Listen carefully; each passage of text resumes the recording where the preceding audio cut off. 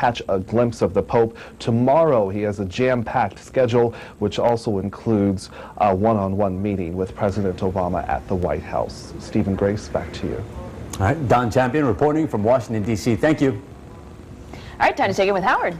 All right, first of all, we have Congressman Mark Takei with us, and there are lots of things that we'd like to ask about, but since we were just talking about the Pope, I guess everybody on the Hill is really looking forward to this. There's going to be millions probably on the Hill in the next few days, and this is the first time that a Pope has ever addressed a joint session of Congress. So there's excitement in the air. It occurs to me that because there's been so much debate in the last several years about social issues on Capitol Hill, absolutely, that there's a good chance that the Pope could say something that would be difficult for one side or the other of the political spectrum. Now there are rules. First time ever that there are rules. No clapping during the Pope's speech. But I'm looking forward to his talk on poverty, immigration, and climate change. I think he's going to be well received by both sides of the aisle, and I think it's going to be very important to listen to what he has to say about those three key issues. Now this is actually on Thursday that he'll be addressing. Thursday morning, Washington, D.C. time, although he's going to start with some activities as soon as he arrives. Tomorrow there's an event at the White House, and then they move up north. Yeah, and I also see that after the joint address, he's apparently planning to walk to the west front of the Capitol, facing the Washington Monument. That's correct. And that there'll be a bunch of people down there who know that. Yes, we're going to have, as part of the viewing crowd, a number of people sitting in the front, and then there's a bunch of people standing, and then you have the public. So people equate this to almost similar to what happens during inauguration. Yeah, that'll be very, very, well, yeah, and that's where the inaugurations happen, too. Right. Okay, the last time you were here, we were asking you about what federal officials can do for the homeless. What's the latest on that? Well, we got some very good news. Just a few days ago, we were able to announce a new grant for the state of Hawaii, actually to U.S. vets and to Catholic charities, about $2 million to help on homelessness for veterans. Right now, we believe there's a little bit over 100, about 105 veterans right now unsheltered. And the goal is, as the President has said many times, and we have said many times as well, the goal is to end veterans' homelessness by the end of the year, and we're on track. Is it your impression that the percentage of Hawaii homeless who are veterans is commensurate with what we're seeing on the mainland? That's what they say, but you know, I say that any amount of veterans homelessness is too much for us. So we're doing much better. I think at initial start there was about 12%, but now it's trending downwards, and hopefully by the end of the year it'll be zero.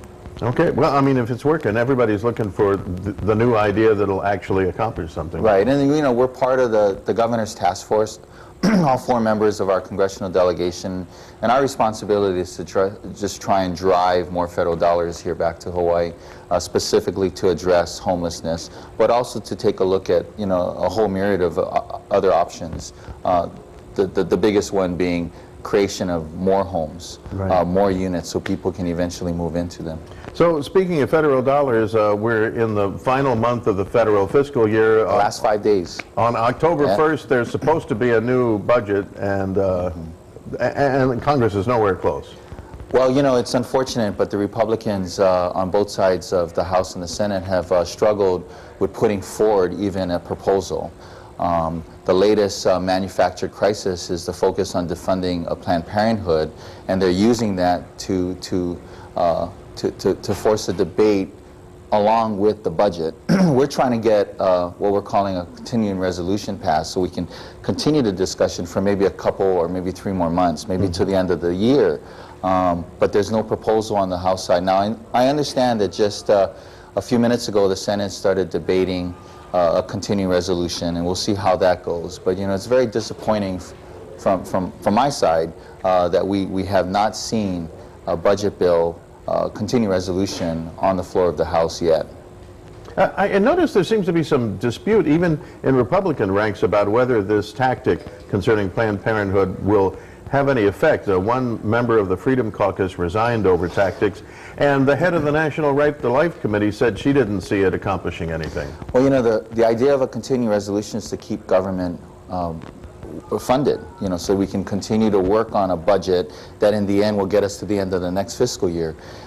it shouldn't be used as a vehicle for politics. And you know, like I said earlier, it's another manufactured crisis by the Republicans, and I'm hoping that by the end of the month we'll have a continuing resolution that we can support and then move forward to bigger debates like funding the EXIM Bank, you know, funding some of our initiatives that we've, Highway Fund, for example, which is going to expire pretty soon as well. So, Right. you know, those are the big issues that I think we need to focus on, and unfortunately right now we're caught up on other things. Okay. It's Representative Mark Takai who picked an interesting year to start serving in the House. And we talk to him regularly so we can get you updates on all of these issues. Right now we've got an update on the weather, and Dan has that. Yeah, a little bit wet, windward of Malca. Kind of sunny here on the town side. 90 will be our high. It's already warm, and the humidity and the dew point are high, so thankfully the trade's blowing this afternoon at 15 to 20. Plus, they're a little bit lighter than that this morning. There you can see the showers coming in with that trade wind flow. It's been consistently wet along the windward and Malca